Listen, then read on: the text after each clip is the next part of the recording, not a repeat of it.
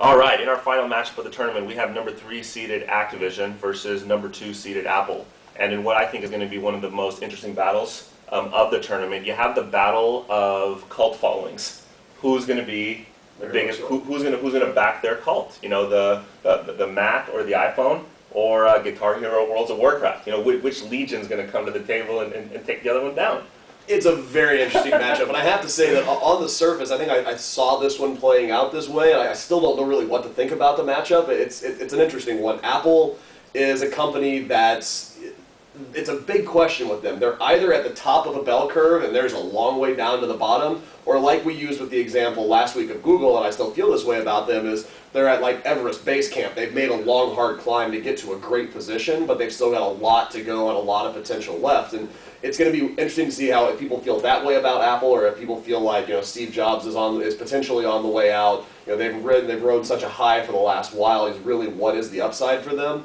At the end of the day, though, I think Apple's the better employer here, which is funny because we almost picked against them in the first round. My better judgment got the best of me, and I ended up picking Apple. And I'm going to go ahead and stick with them here. I think that Apple had a phenomenal showing first round. People are really passionate about the products they're building. I think they're well positioned to make a big run into Microsoft's share in the next couple of years.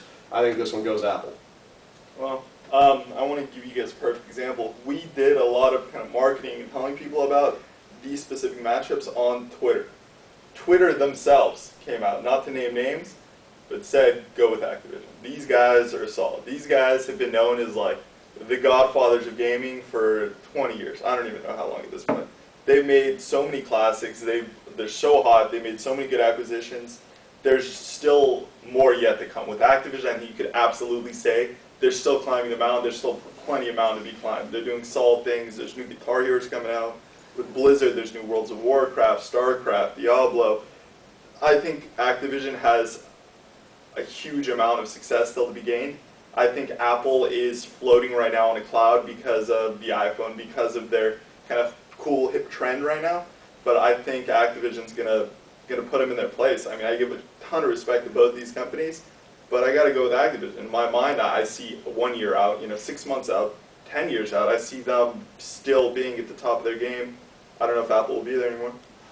Well, interesting thoughts. So we have Activision, we have Apple. I have tremendous respect again for both brands. Both companies are absolutely at the top of their game.